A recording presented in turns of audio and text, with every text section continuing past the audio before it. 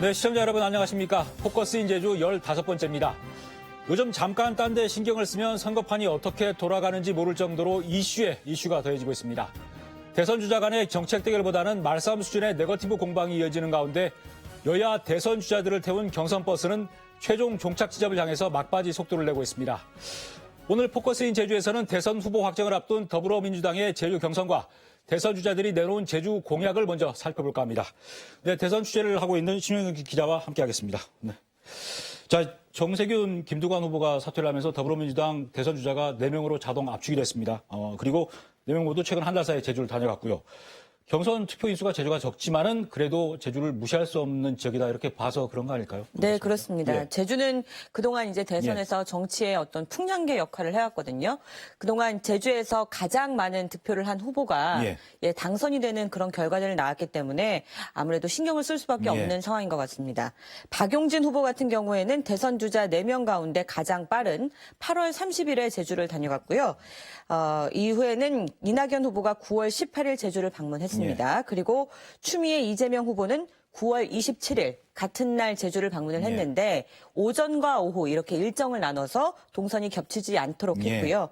그리고 대선 주자 4명 모두 제주를 찾아서 제2공항에 대한 견해 그리고 사상과 관련한 공약, 제주 발전 공약들을 발표를 하고 당원과 유권자들에게 지지를 호소했습니다. 그 4명의 대선 주자 모두 제2공항에 대해서 입장을 밝혔는데 결론은 다 신중히 가야 된다 이거였거든요. 아무래도 그 제2공항이 제주에서 가장 민감한 사안이다 보니까 살짝은 여론의 눈치를 봐서 그런 거 아닐까요? 그렇다고 볼 수도 있겠고요. 지금 제2공항과 관련해서 이게 가장 큰 현안이기 때문에 대답을 해야 된다 이런 어떤 그 준비를 한 그런 모습을 좀 보이기는 했는데 좀 4명 후보 다 이제 신중한 모습을 앞서 말씀하신 것처럼 보였습니다. 박용진 후보 같은 경우에는 그럼에도 불구하고 이 공항을 좀 추진을 해야 된다. 다만 이 입지를 어디로 해야 되는지 이런 것들은 정석 비행장을 포함해서 다시 한번 좀 지켜볼 필요가 있다라는 입장을 보였고요. 이낙연 후보 같은 경우에는 그 용역 얘기를 꺼냈어요. 이제 용역과 관련해서는 진행되는 상황이 좀 알려지지 않은 상황이었는데 전략 환경 영향 평가를 이제 할지 말지 이런 것들을 결정하는 용역을 좀 검토를 하기 때문에 이 부분을 지켜보겠다. 이런 입장을 보였고요. 이재명 후보 같은 경우에도 신중론을 보였습니다. 이 공항과 관련해서 전체적인 여론에서는 다소 반대가 높은 것으로 알고는 있지만 행정 절차가 그동안 진행이 많이 되어 왔고 이런 부분을 또 무시할 수 없는 거기 때문에 신중한 선택을 하는 것도 현명한 결정 중에 하나다. 이런 입장을 보였고요.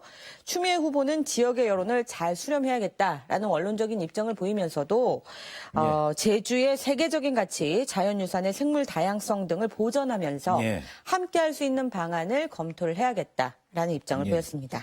그 4명 대선 주자들이 밝혔던 제2공항에 대한 입장을 한번 직접 들어보겠습니다.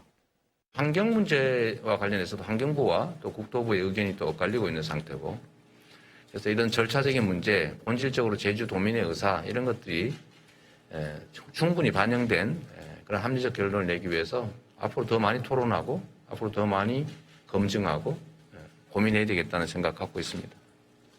제가 이 단계에서 주민들의 의견도 압도적으로 한쪽으로 쏠리는 것도 아니고 약간 반대가 많은 그런 상태인 것 같아요. 그리고 이미 또 진행된 것도 있고 아주 오래된 행정 절차라고 하는 게 있기 때문에 그러니까 즉시 최종 결정을 낼 만큼 이게 충분히 성숙되지 않았다. 그 말씀을 드리는 겁니다. 국토교통부가 7개월 정도의 시한을 정해서 용역을 맡기는 것으로 알고 있습니다. 제2공항 문제를 해결할 가장 합리적인 대안을 찾아낼 것이라고 생각합니다. 그 용역 결과를 지켜보면서 판단했으면 합니다. 여러분 아시는 것처럼 그동안에 제주도민 여론조사 결과도 있었습니다만은 판단하기가 아주 어려운 결과로 나왔습니다. 그리고 제주도가 안고 있는 문제는 여전히 있기 때문에 일단은 국토부의 용역 결과를 기다려보자는 말씀으로 답을 대신하겠습니다. 공항의 그런 어떤 물류적인 수요 이런 것만 보지 말고 우리 제주의 이런 세계적인 가치와 자연유산을 지속 가능하게 이런 제주의 생물 다양성을 보존하면서 잘 갈 수 있는 그런 방안을 함께 병행해서 찾는 것이 바람직하다 생각을 합니다. 네, 그래서 너무 급하게 추진하기보다는 그런 입체적인 종합계획을 가지고 제가 말씀드린 이런 제주의 종합 전략, 발전 전략과 연계해서 수립되어야 한다라는 것을 말씀드립니다. 좀 환경적 부담과 그리고 경제적인 손실 문제를 잘 협의해가는 과정에서 제주도 도민들의 이해를 잘 담아내는 방식으로 가야 된다고 생각을 합니다. 또 다른 대안인 정석 비행장을 통해서 제2공항을 위치를 그쪽으로 정하는 문제 포함해서 다시 고민해 볼 필요는 있다고 생각을 합니다. 공항은 지어야 되겠지만 어느 위치에 또 어떤 노선들이 분산시켜 나갈 건지에 대한 고민은 제주도 도민들의 의견을 좀 모아서 가야 될 필요가 있다고 생각합니다. 원천적 반대는 저는 아닙니다. 자, 그런데 이렇게 더불어민주당 대선 주자 4명이 다 신중한 입장을 보이다 보니까 결국 국토부가 제2공항을 추진할지 말지 입장 정리하는 시점을 대선 이후로 미루는 어떤 명분을 줘버리는 거 아닐까요? 뭐 민주당 후보들이 뭐 신중해서라기보다도 물론 국민의힘은 하자고는 제2공항 하자는 입장이라서 대선 결과에 따라 달라질 수도 있지만 네네. 뭐 정권 말이기 때문에 예. 뭐 어떤 정책 결정을 내리기에는 신중할 수밖에 없는 상황에 놓여 있는 것이다. 이렇게 볼 수 있는 거죠. 이 현재 상황을 좀 지켜볼 필요가 있는데 현재는 이제 환경부가 국토부가 낸 전략 환경 영향 평가에 대해서 반려 결정을 낸 겁니다. 그래서 국토부에서 이 전략 환경 영향 평가를 다시 할지 혹은 백지화할지 이거를 결정을 해야 되는 시점인데요. 요거를 다시 할 수 있을까 하는 데 대해서 용역을 해보겠다 하는 것이기 때문에 이 해당 용역을 뭐 조만간 발주를 하고 7개월 이후에 결과가 나온다고 하니까 어차피 대선 이후에 결과가 나올 것으로 거고. 보입니다. 예. 자, 그리고 이 대선 주자 4분 모두 5개씩 제주공항을 발표했는데 모두 제1공항이 또 제주 4.3 관련이었습니다. 제주 표심의 최대 변수가 4.3이라서 그런 것 같습니다만은 대선 주자들이 제주 4.3을 어떻게 바라보는지 잠깐 들어보고 얘기를 나누겠습니다. 희생자에 대한 치유와 제주 공동체 회복을 지원하고 행방불명인의 유해 발굴과 명예회복에 적극적으로 나서겠습니다. 재산 말씀드리지만 국가폭력에는 공소시효가 폐지되어야 됩니다. 정부가 주도해서 제주 4.3을 평화와 인권의 상징이자 과거사 해결의 모범으로 만들겠습니다.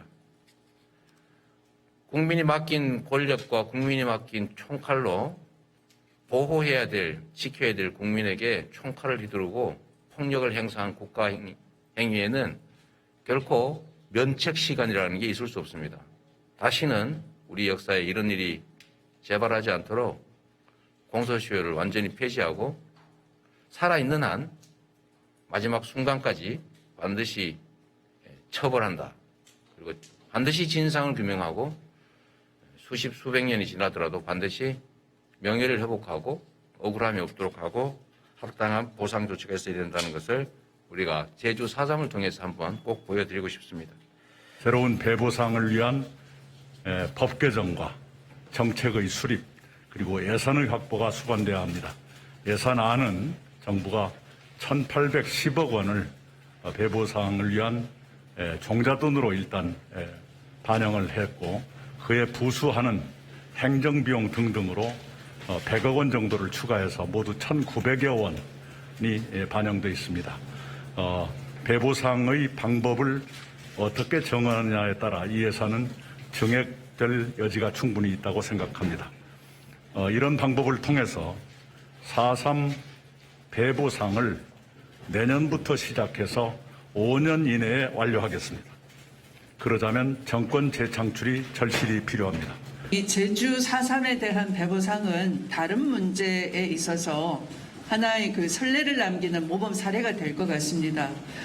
그래서 이것을 어떤 방식으로 그 액수를 정하고 또 어떤 방식으로 지급 절차를 정하는 것인가 하는 것은 다른 사안에도 상당히 영향을 미치는 것이고 또 한편 그것이 단순히 재정 능력, 당대의 재정 능력만 볼 것이 아니라 이것을 제대로 배보상을 해야지만 국가가 다시는 그 같은 국가 폭력을 저지르지 않는다 하는 하나의 안전장치라고 할까요? 그런 것도 될 수 있기 때문에 역사에 대한 바른 인식을 가지고 있는 집권 세력, 그리고 역사에 대한 대한민국을 통합과 화해의 길로 이끌어 나갈 수 있는 자격이 있는 그런 정치 세력이 20대 대통령 선거에서 승리해야 된다고 생각합니다.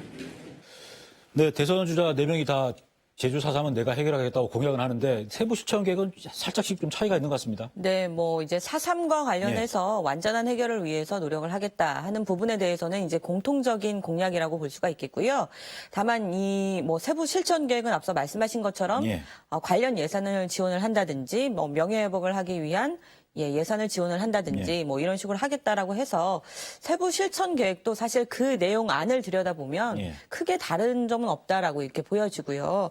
다만 이 배보상과 관련해서 4.3 유족회에서 지금 이제 차등 지급에 반대하는 입장을 보이고 있거든요. 이런 부분을 의식한 발언들을 4명의 후보가 공통적으로 했는데 뭐 결과적으로는 이제 4명 후보가 다 차등 지급에는 반대한다는 입장을 보였고요. 구체적으로 좀 보면 이재명 후보 같은 경우에는 한 언론과의 인터뷰에서 이 배보상은 국가의 잘못에 대해서 국민에게 사죄하고 위로하는 차원이기 때문에 생명의 가치가 동일하다. 따라서 동일한 기준으로 하면 될 것 같다. 신속한 재원 투입이 필요하다. 이런 입장을 보였습니다. 이낙연 후보 같은 경우에는 4.3 배보상급 지급을 범정부 차원에서 챙길 것이고 5년 이내 하겠다. 이런 입장을 보였고요. 추미애 후보 같은 경우에는 배보상과 관련해서 4.3 배보상이 다른 과거사 해결의 선례가 될 것이기 때문에 당대의 재정 능력만 볼 것이 아니라 제대로 된 보상이 필요하다. 이런 입장을 보였습니다.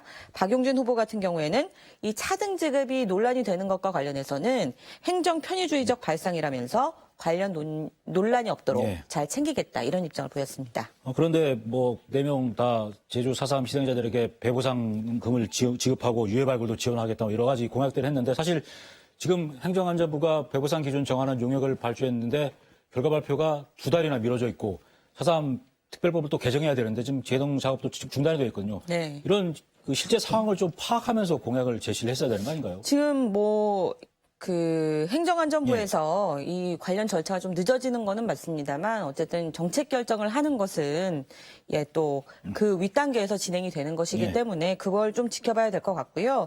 행안부에서는 이제 이 과거사법 관련해서 배보상이 진행되는 것 자체가 사실 이제 처음 사례거든요. 한국사에 있는 여러 가지 과거사 사건 중에서 처음 사례이기 때문에 여러 가지 법리적으로 좀 충돌하는 부분들, 이런 부분에 대해서 좀 고민이 많은 것 같습니다. 다만 현재 이제 김부겸 총리 같은 경우에 국회 대정부 질문 답변에서 4.3 희생자 배 보상금을 차등 지급하는 것은 4.3 특별법 취지에 어긋난다면서 반대 입장을 보였기 때문에 이런 부분을 좀 긍정적으로 해석할 필요는 있을 것 같습니다만 절차가 좀 늦어지는 것 그리고 올해 안에 이게 될 것이냐 하는 부분에 대해서는 우려가 있는 것도 사실입니다. 이 4.3에 대한 배보상 기준이 결국은 이전에 그 이후에 있던 여순 사건이라든가 노근 양면 학살까지도 적용이 되다 보니까 정부에서 좀 신중하게 가는 상황일 수도 있겠네요. 아주 신중한 상황이고요. 지금 이제 과거사법 관련해서 최근에 이제 노근이 사건과 관련해서도 특별법이 통과가 됐다라는 소식들이 들려오고 있는데 정부에서는 이게 그 첫 단추가 되는 것이고 그리고 이제 막대한 예산이 소요될 수밖에 없는 것으로 지금 추정이 되고 있거든요.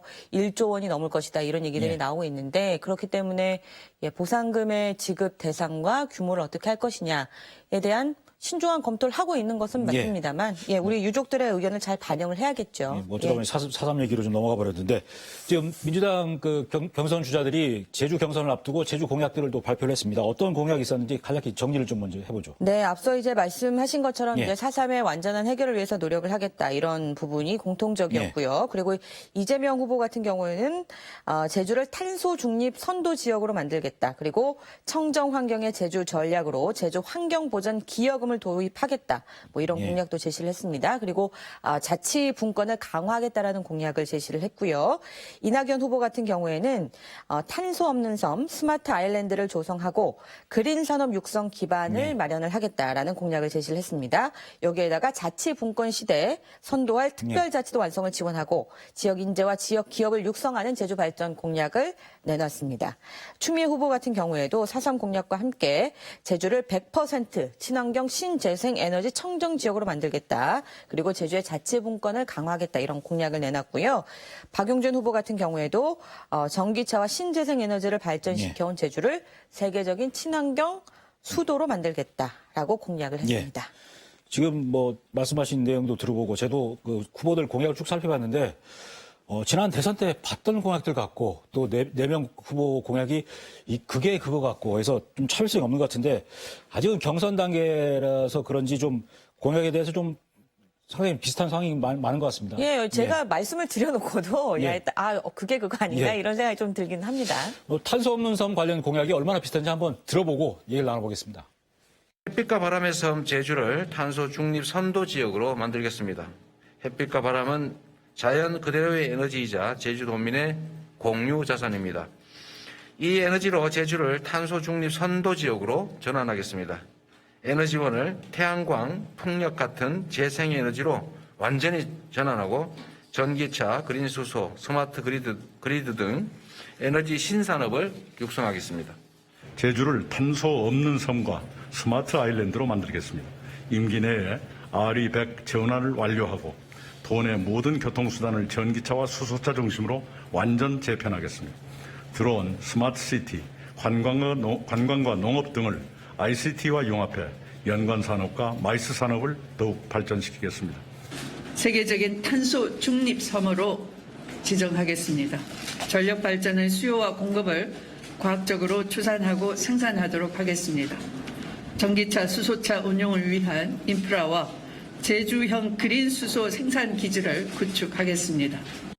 뭐 국민의힘 대선 주자들도 제주를 전기차 메카, 신재생 에너지 메카로 만들겠다 하고 있어서 차기 정부에서는 누가 대통령이 되든 제주는 무조건 탄소 없는 섬이 될 것 같습니다. 이렇게 공약을 하시는 거 보니까. 차기 정부에서 노력을 하겠죠. 예. 탄소 없는 섬을 조성하기 네. 위해서. 예. 그리고 민주당 대선 주자들이 내놓은 제주 공약 가운데 지금 이재명 후보가 발표했던 제주 환경보전 기여금 공약이 벌써 논란이 되고 있습니다. 네. 일단 제주에 오는 관광객들에게 입도세 성격의 어떤 환경 부담금을 받아서 제주에서 쓸 수 있도록 하겠다는 건데 국민의힘 유승민 후보가 헛공약이다. 그리고 네. 원희룡 후보는 자기 공약을 뵙겠다. 이렇게 하고 있는데요. 어떻게 된 상황인가요? 유승민 후보 같은 경우에는 자신의 SNS를 예. 통해서 이게 통행세 받겠다는 거냐, 말이 되냐, 예. 그럼 서울에 톨게이트 이용한 사람들 다 10,000원씩 받겠다는 거냐, 이 기본소득으로 활용을 하겠다는 건데 재원 마련에 구체성이 부족하다, 이런 지적을 하고 있는 것이고요. 이런 입장이 좀 밝혀지고 논란이 되다 보니까 원희룡 전 지사 같은 경우에는 자신이 지난해 10월 25일에 예. 송악산 선언에서 이 환경보전 기여금을 도입을 하겠다. 내가 원조다. 그런데 왜 베꼈느냐. 이러면서 사과를 해라. 이렇게 강하게 요구하기도 했습니다. 근데 이게 환경보전 기여금이 훨씬 그전부터 나왔던 얘기 아닙니까? 사실 제가 이제 그 관련해서 이제 예전 기사들을 좀 찾아보니까요. 2000년대 초반부터 관련 기사들을 예. 좀 확인이 됐고 그 전에 1990년대 말부터 제주도에 이 세수가 좀 부족하다 보니까 이 세수를 확충할 방안으로 입도세를 좀 받아야 된다 이런 얘기들이 나오기 시작을 했고 그 입도세가 이제 조세 저항이 있기 때문에 예. 환경 보전 기여금으로 이제 전환해서 논의되기 시작한 것은 2012년부터였습니다. 자, 그리고 여야 대선 경선 과정에서 지금 정책 대결이 아니라 이슈로 넘는 네거티브 공방이 치열한데 특히 성남시 대장동 개발 사업이 가장 큰 논란거리거든요. 그렇죠. 이재명 후보가 제주에 왔을 때도 이 대장동 사업에서 입장을 밝혔는데 기자들이 질문을 하기도 전에 먼저 얘기를 꺼냈다면서요. 네네, 오시자마자 맨 처음에는 예. 이제 원희룡 지사 잘 계시냐 이렇게 인사부터 시작을 예. 했고요. 그리고 나서 이제 많은 분들께서 궁금해하실 것 같기 때문에 본인이 말씀을 하시겠다면서 한 10분 정도 안 되는 시간 정도를 대장동 관련해서 아주 강한 어조로 말씀을 하셨는데 이 전날 이제 곽상도 의원의 아들이 50억 원을 퇴직금 명목으로 수령을 했다라는 기사가 좀 나왔거든요. 그래서 이 부분에 대해서 좀 비판을 하고 이것을 국민의힘 지도부가 알면서도 숨겼다. 이렇게 해서 도적대에 비유를 하면서 아주 강한 어조로 비판을 했습니다. 그리고 자신은 이제 성남시의 시장인 당시에 5,500억 원의 개발 이익을 환수하지 않았다면 국민의힘이 다 가져갔을 거 아니냐 이런 식으로 얘기를 하면서 강하게 비난을 하는 모습을 볼 수가 있었습니다. 저도 이 기자회견문 쭉 들어봤는데 얼마나 강도 높게 비판했는지 짧게 좀 들어보겠습니다. 이 국민의힘 하는 행동이 딱 도적대 그 자체입니다. 적. 반성해야지요. 우리 국민의힘 이런 식으로 정치하시면 다시 촛불로 다 없어지는 수가 있습니다. 그래서 적폐 세력이라고 하잖아요. 적폐. 자, 그리고 대선 주자 여론조사에서 지금 더불어민주당 이재명 후보가 뭐 1위를 유지하고 있는 상황인데 국민의힘 그 여론조사에서 1위를 하는 윤석열 후보에 대해서 아주 좀 한때의 바람이다 이런 뉘앙스로 그 얘기를 잠깐 했는데 들어보기 결정할까요? 국민의힘이 개과천선해가지고 이제 진정한 보수 정권으로 국민의 정당으로 거듭난 것 같으니까 여기다 맡겨보자가 아니고 저 똑같은 과거의 그 적폐를 못 벗어난 똑같은 이 구태 정당인데 그래도 거기에 기대를 하는 이유는 딱 그거 하나입니다. 정권 심판론이죠. 더 나은 정부 없을까? 완전히 바꾸자. 이것도 있겠지만 제가 이거보다는 좀 더 나은 거 없을까? 기대가 너무 높아서 문재인 정부가 많은 성과를 냈다고 보지만 좀 이만큼 더 했으면 좋겠다. 이만큼 더 할 새로운 정부 이걸 원하는 거죠. 근데 그 중에 이제 야권에 쏠린 그 기대는 심판, 아주 혼 좀 내주자. 뭐 이런 게 꽤 있을 테고 그거를 제일 잘 반영하는 후보가 윤석열 후보죠.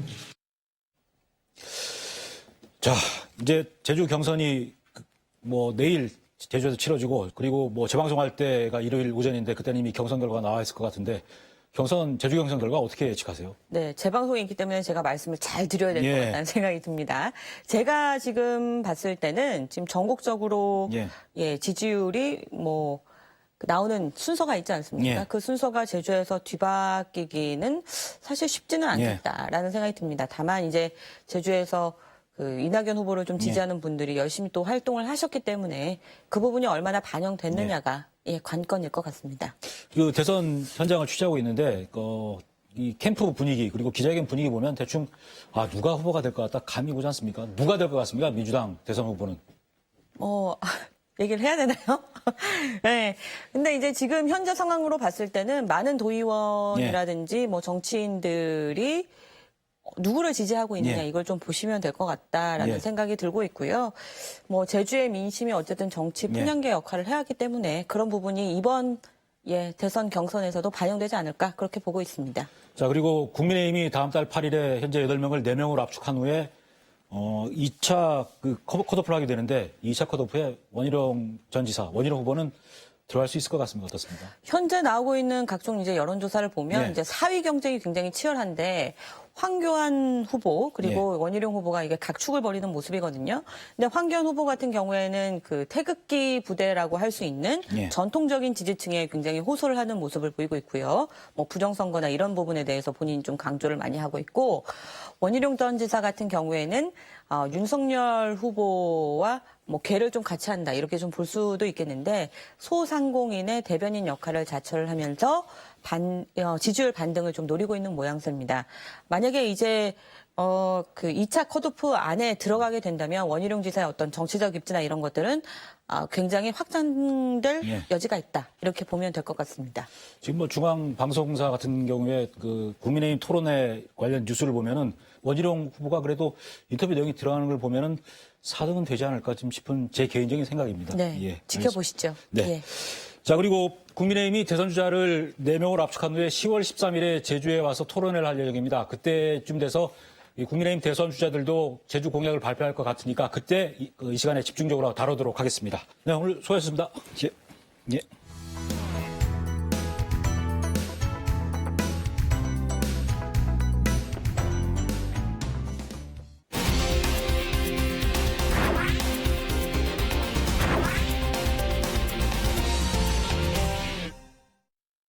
네, 포커스 인 제주 후반부 이어가겠습니다. 최근 한 달 사이 제주국제자유도시개발센터 JDC가 개발한 제주 헬스케어 타운과 관련된 기사들이 자주 등장하고 있습니다. 헬스케어 타운의 건강검진센터와 임신이 어려운 부부를 위한 난임센터를 JDC가 유치해서 주목을 받았습니다. 그리고 영리병원으로 설립됐던 녹지국제병원이 지분 일부를 국내 병원에 매각한 사실이 알려져서 또 시선을 끌었습니다.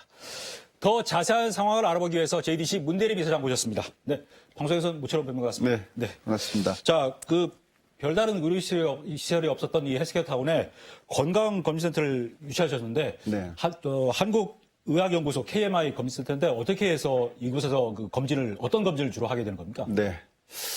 우선 헬스케어 타운에 이제 의료가 없다라는 지적이 있었지 않습니까? 예. 그래서 특히 의료가 없는데 공공의료 서비스의 질을 높여줄 수 있는 부분을 많은 도민들이 요구를 했습니다. 그래서 저희들이 조사한 결과 건강검진 수검률이 전국 최하위인 곳이 서귀포이고 불행하게도 이제 암 사망률이 매우 높은 곳이 서귀포시였습니다. 이것은 종합검진을 제대로 받지 못한 데서 기인한다. 이렇게 해서 우선 공공의료 서비스의 보장성을 높이는 차원에서 예. 건강검진기관에 대한 접촉이 있었고요. KMI는 전국 7개 시도에서 서울, 부산, 광주, 대구, 수원 등 7개 시도에서 이제 건강검진을 하고 있는 그런 이제 두 번째로 규모 있는 기관이라고 볼 수 있습니다. 예. 그러면 이 예. 검진센터가 언제쯤부터 운영을 할 수 있습니까? 예, 원래 저희들이 의료 서비스 센터를 300억 들여서 지금 짓고 있거든요. 예. 헬스케어 타운 활성화를 위해서 매우 중요한 역할을 할 텐데 그게 이제 완공 시점이 11월 말입니다. 예. 11월 말이고 한 두 달 정도 인테리어 과정을 거쳐서 내년 2월 또는 3월 정도면 서귀포 지역 주민들의 양질의 이제 건강검진을 받을 수 있는 장이 생긴다. 이런 말씀을 드리고 싶습니다. 예. 근데 이 헬스케어 타운의 어떤 정치 상태를 좀 바꿔보기 위해서 직접 네. KMI도 방문하셨다고 하는데 네. 유치하는 설득 작업이 쉽게 오겠다고 하지는 않았을 것 같은데요. 예, 우선 그 보건복지부의 예. 입장이 있었습니다. 보건복지부인 경우에는 관할청이 보건복지부인데 의료 수요에 대한 분석을 할 수밖에 없고요. 예. 아까 제가 말씀드렸듯이 건강검진 수검률이라든가 산남 지역의 의료 서비스, 공공의료 서비스의 부족함 등에 대해서 인식을 같이 해주셨고요. 예. 그래서 보건복지부 장관의 정관 변경 승인이 있었고 KMI는 저희들이 꾸준하게 접촉을 했고요. 그리고 이제 이후에 헬스케어 타운이 활성화됐을 때까지 염두에 두고 지금은 수익 구조가 그렇게 쉽지는 않겠지만 예. 활성화를 염두에 두고 KMI도 이제 기꺼이 함께 하기로 해서 유치가 결정됐다는 말씀을 드리겠습니다. 이 정관 변경이 필요했던 게 어떤 이 건강검진센터가 공공성이긴 하지만 민간 의료기관이라서 그런. 그러니까 보건복지부에서 예. 의료기관에서 승인을 할 때 예. 막 승인하는 게 아니거든요. 과연 의료 수요가 필요한 것인가에 대한 분석이 있을 것이고요. 그 분석에 따라 가지고 서귀포 지역인 경우에 명시상부한 종합건강검진센터가 필요하다. 이런 결론에 이르렀던 것입니다. 예. 근데 제주도 보면 이 대형 병원에 검진센터가 많은데 네. 거기하고 좀 다른 어떤 특별한 의료 서비스가 제공이 되는 겁니까, 그러면? 일단 일반 검진이라든가 특검 전부를 수행을 하게 되는데요. 예. 일단 산남 지역의 검진센터가 절대적으로 부족합니다. 예. 제주 시내권은 이제 6개 정도의 검진기관이 있는데요. 산남 지역에는 2개의 예. 검진기관이 있습니다. 서귀포의료원하고 열린병원이 있는데 아무래도 이제 시설과 장비 면에서 이제 정확도라든가 폭넓은 의료 서비스를 받기는 좀 부족한 상태에서 예. 서귀포 지역 의료 서비스 충족에 집중한 사안이다 이렇게 봐주시면 될 것 같습니다. 이 헬스케어 타운에 건강검진센터가 생기면은 서귀포 주민들이 아무래도 건강검진을 많이 받게 되고 그러다 보면 이 암 사망률이나 이런 게 많이 떨어지겠군요, 그러면요. 그러니까 수검률이 높아지게 되면 조기 발견이 이루어지게 되고 조기 발견은 완치의 가능성을 높여주는 것이기 때문에 매우 필요한 부분이라고 생각합니다. 예, 내년 3월에 문을 열 예정이고요. 네. 자, 그리고 헬스케어 타운의 건강검진센터에 이어서 세계적인 불임 난임 치료 전문 기술을 갖고 있는 차병원 네. 난임센터를 또 유치하기로 하셨습니다. 그러니까 차병원이 세계적으로 난임 분야에는 최고였습니다. 그래서 특히 제주도에서 난임 치료를 위해서 예. 차병원이나 마리아병원 쪽으로 가시는 분들이 2,000명이 넘었습니다. 엄청난 수요거든요. 1년에 2,000명이 넘는다는 것입니다. 그래서 난임 분야의 전문성을 갖고 있는 차병원 바이오 그룹이라고 합니다. 예. 그래서 현재는 난임센터 유치에 포커싱이 돼 있지만 이후에 차병원이 갖고 있는 차병원 바이오 그룹이 갖고 있는 제약 바이오 분야. 그러니까 저희들이 헬스케어 타운을 제약 바이오의 메카로 만들려고 하고 있지 않습니까? 그 분야까지도 협력이 가능한 그런 차병원 바이오 그룹과 업무 협약을 맺었고요. 역시 의료 서비스 센터 내에 입주하게 됩니다. 예. 내년 한 4월쯤 되지 않을까 싶고요. 예. 그렇게 되면 공공의료 부분에 있어서 건강검진센터 그리고 이제 복합의료 센터의 기능을 갖춰 나가는 것이죠. 우선 난임센터가 들어오게 된다는 말씀드리겠습니다. 내년 4월에 그러면 차병원 난임센터가 제주 헬스케어타운에서 문을 열게 되는 겁니까? 그렇습니다. 그러니까 이제 저희가 봤을 때 건강검진센터가 우선적으로 들어오고요. 예. 차병원 난임센터는 한두 달 간격이 있을 것 같습니다. 예. 그 이사장님 임기가 다 끝나신 후에 문을 열 것 같은데 네. 작업만 다 해놓으시고 성과를 못 보시는 또. 그럼에도 불구하고, 예. 예. 어쨌든 헬스케어 타운이 공사 재개도 지금 공사 재개를 위한 모든 준비도 마친 상태입니다. 이런 것들이 실질적으로 병원이 운영이 되고 활성화를 위한 움직임들이 있는 과정 속에서 공사 재개도 이루어질 것이고 서귀포 지역 주민들이 오고 가는 과정 속에서 흉물스러운 그런 건물들이 앞으로 깨끗한 명실상부한 헬스타운으로 변모해 나갈 것이다 이런 말씀을 드립니다.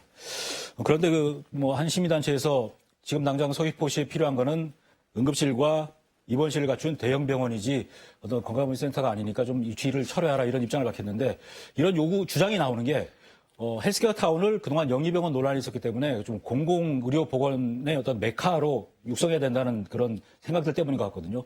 이런 그 전문 의료기관들을 유치하는 게 공공보건의료 강화 쪽과 방향이 맞다고 보시는 건지요, 지금? 우선 솔직해질 필요가 있다고 봅니다. 저희들이 헬스케어 타운을 추진한 이유는 의료는 산업이다라는 관점에서 시작을 한 것입니다, 사실. 원희룡 도지사께서 공공의료의 전진기지로 만들겠다고 했는데요. 그것은 과거를 부정하는 표현이었죠. 그러니까 힐링 아일랜드 제주, 메디컬 투어 제주를 지향하면서 만든 게 헬스케어 타운이고요. 그런데 최근에 이제 공공의료의 보장성 강화를 주장하는 것 저희들이 인정합니다. 인정하고 헬스케어 타운이 소화할 수 있을 만큼의 일들을 하자라고 해서 적극적으로 의료 서비스 센터를 추진하고 있고요. 그 속에 건강검진센터뿐만이 아니라 국립보건연구원 제주분원, 한국한의학연구소 제주분원 등을 유치하게 됩니다. 그렇게 해서 의료 서비스의 공공적 기능을 좀 찾아나가는 역할도 할 것이고요. 그리고 의료는 산업이다라는 관점에서 봤을 때 우리가 이제 고령화되는 과정 속에서 소득이 높아지고 예방과 치료에 대한 수요가 다양해지지 않습니까? 이것들을 받아 안을 수 있는 산업적 측면의 고려도 있어야 되거든요. 그것들을 염두에 둔 시도가 사실 헬스케어 타운이었습니다. 그런데 이 헬스케어 타운의 본래의 목적을 외면하고 공공의료 쪽으로 그러니까 산남의 대형 병원 필요한 것 인정을 합니다. 인정을 하고요. 뭐 행정과 같이 고민해야 될 부분인데 현재 수준에서 저희들이 최선을 다하고 있다. 이 정도의 말씀을 드리고 싶습니다. 사실 국제자유도시 처음에 출범할 때 교육 분야도 산업으로 해서 시작을 했지 않습니까? 그러니까 교육, 그러니까 관광, 교육, 의료, 첨단, 청적 1차 아닙니까? 의료를 이제 전략 산업으로 이제 분류했던 것이죠. 그게 이제 그리 오랜 과거의 일이 아닙니다. 그런데 그것들을 전면 부정해버린다면 행정의 연속성 그리고 신뢰성 이런 것들을 놓고 봤을 때 그것 또한 바람직하지 않다. 이렇게 말씀드리고 싶습니다. 원래 헬스케어 타운의 취지를 어느 정도는 살리면서 공공의료를 강화하는 측면으로 지금 병행해서 하고 있다 이 말씀이죠. 그러니까 의료 서비스의 보장성 강화 그리고 의료 산업의 경쟁력 강화 이 양날개가 이제 평행을 유지할 수 있도록 해야 된다. 이게 의료 서비스의 공공성 강화의 중요성을 부정하는 건 아니고요. 산업의 경쟁력 강화를 위한 접근도 필요하다. 이런 말씀을 드리고 싶습니다. 자, 이제 내년 3월 7일이시죠. 이시면 이제 이사장 3년 임기가 끝나게 되시는데 취임하시면서 세웠던 많은 목표들 뭐 거의 그 목표치에 접근을 하고 계신지 어떻습니까? 저는 이제 가장 강조했던 게 프로젝트의 연착륙. 아시다시피 제주도민들이 매우 걱정이 많았지 않습니까? JDC가 벌려놓은 일마다 제대로 추진된 게 없었거든요. 그래서 이것을 연착륙시키는 게 가장 중요하다.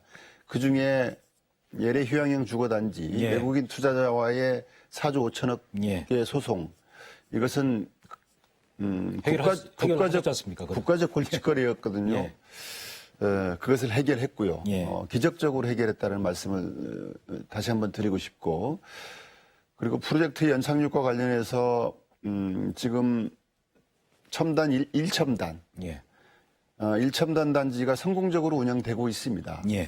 196개 기업 활동을 하고 있고 3조 8천억이라는 매출, GRDP의 16.78%를 저희 첨단과학단지에서 추진하고 있고요. 이 첨단에 대한 욕구가 매우 많습니다. 예. 제주도의 산업구조의 안정화, 다변화를 위해서 제주형 4차 산업, 제주형 제조업을 키워야 된다.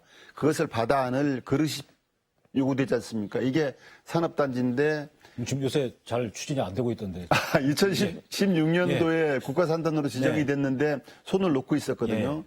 제가 와서 토지 수용 100% 마쳤고요. 예. 재영향평가 통과됐고 지금 환경영향평가가 진행 중에 있습니다. 보류됐던데 이번에 최근에. 올해 보완하고 내로 계십니까? 올해 내로 이제 예. 보완을 하는 것이죠. 예. 올해 내로 이제 통과시키고 내년에 예. 삽을 떠서 내후년부터는 IT, BT, CT, ET 예. 산업용지 수요가 대단히 많습니다. 이 산업들의 비중을 키워야 예. 제주도의 1차 산업도 고도화되고 3차 산업도 고도화될 예. 수 있다고 보거든요. 그래서 이 부분을 해낼 첨단과학단지 추진이 어려움이 많았지만 예. 밀고 나가고 있고요. 영어교육도시 정상적 운영을 예. 위해서 그 많은 일들을 했고 아까까지 얘기가 있었습니다마는 헬스케어 타운 운영에 예. 활성화를 위해서 몸부림을 예. 진 결과들이 나오고 있습니다. 그리고 걱정하고 계신 외래 휴양형 주거단지 예. 토지주분들과의 소송이 지금 남아 있지 않습니까? 예. 이것도 저희들이 사실 적극적으로 임하고 있고 올해 내로 좋은 소식을 전해드릴 수 있습니다. 네. 자, 지금도 잠깐 그 시청자들이 가장 궁금해할 것 같은 얘기를 좀 여쭤보겠습니다. 그 요새 대선 경쟁이 아주 치열한데 네. 한쪽에서는 제주에서 내년 지방선거, 특히 도지사 선거 출마 후보군들의 정치 행보가 아주 빨라지고 있습니다. 네. 이사장께서는 그 도지사 선거 출마 입장을 밝히지는 않으셨지만은 지금 각종 여론조사에서 오영훈 의원, 위성균 의원과 함께 지금 3강 구도 하고 계신데 이런 뭐 신문지상이라든가 방송에서 여론조사 결과 나오는 거 보시면서 어떻습니까? 결과에 대해서. 예. 도민 여러분들께 감사하다는 생각을 예. 하죠. 뭐 담담하고요. 예.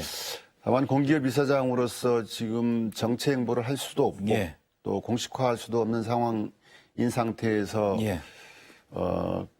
그러한 결과가 나오는 것들에 대해서는 예. 이거는 개인 문대림에 대한 기대이기도 하고 예. JDC 현안을 제대로 풀어내라는 요구이기도 하다. 예. 이렇게 생각하고 있습니다. 네. 이제 내년 3월 임기가 다 끝나시기 전에 뭐 어느 정도 조금 전에 다시 정치인으로 돌아오실 것 같은데 언제쯤으로 그 시기를 저희들이 보면 되겠습니까? 우선 제가 3월 7일이 임기거든요. 예. 그러면 2달 전에 이제 후임을 뽑기 위한 예. 임원 추천위원회가 구성이 됩니다. 네. 그럼 이제 말년병장 전역대기라고 네, 네. 볼 수 있죠. 예. 그 시점이 돼서 예. 제가 이제 여러 가지 판단을 예. 할 생각입니다. 예. 1월 초쯤 되겠네요, 그럼요. 반드시 뭐 이런 예, 알겠습니다. 예. 지난 지방선거에 출마를 하셨었기 때문에 네. 내년 지방선거를 좀 바라보시고 생각하시고 뭐 여러 가지 계산하고 준비도 하실 것 같은데 그 전보다는 시각이나 관점이 많이 다를 것 같습니다만 어떤 변화가 있으신지요? 제주도는 이제 회복 그리고 도약이 필요한 시점이다. 생태 환경의 회복, 예. 공동체의 회복, 정체성의 회복 이것들을 위해서 정치권이 상당히 긴장을 해야 된다라는 생각을 하고 있습니다. 예. 더 늦어지게 되면 생태 환경의 문제, 무너지는 정체성의 문제, 공동체 회복에 관한 문제, 또는 자치권 회복에 관한 문제 이것들이 상실감만 남고 아무것도 이룰 수 없는 그런 상황이 될 수도 있다고 보기 때문에 차기 도정에서는 그런 고민을 넘어서서 성과로서 도민들에게 보여줘야 된다 이렇게 보고 있고요. 이제 그런 요구들을 저희가 이제 필요하다면 제 주변에 이렇게 하고는 있습니다. 예. 그리고 도약을 위해서 실질적으로 제주도의 미래 먹거리 무엇을 가지고 도약을 할 것인가에 대해서 냉철하게 고민을 하고 있고요. 과거에 우리가 내세웠던 홍콩과 싱가포르 모델, 홍가포르의 모델은 제주도민들에게 제주도에게 상처만 줄 뿐 제주형 경쟁력을 위한 수단이 아니다. 이제 바뀌어야 된다. 이런 생각을 갖고 있습니다. 변화 도약이 필요하고 다음 도정에선 네. 그 역할을 하시는데 일단 함께 참여할 의사는 있으신 거지 않습니까? 숙고하겠습니다. 예, 알겠습니다. 남은 이사장 임기 잘 마무리하시고 앞으로 구상하신 목표 좀 이루어지시기 바라겠습니다. 오늘 감사합니다. 고맙습니다. 네, 환경부에서 눈에 띄는 통계 자료를 발표했습니다. 지난해 제주도 내 층간소음 신고 건수가 244건으로 코로나19 이전인 2019년에 비해서 2배 넘게 늘었다는 겁니다. 게다가 올해 8월까지 신고 건수가 벌써 지난해 비슷한 수치를 보이고 있습니다. 사회적 거리두기 때문에 바깥 외출을 못하고 집 안에만 있는 집콕족이 늘면서 층간소음이 심해진 건데요. 며칠 전에는 층간소음 때문에 전남 여수에서 살인사건까지 벌어져서 심각한 문제가 되고 있습니다. 백신 접종률이 높아지고 있어서 조만간 어느 정도는 예전 일상으로 돌아갈 수 있을 것 같습니다. 답답하지만은 그때까지 버텨낼 수 있도록 서로 배려가 필요하지 않을까 감히 생각을 해봤습니다. 네, 포커스 인제주 오늘은 여기서 마치겠습니다. 고맙습니다.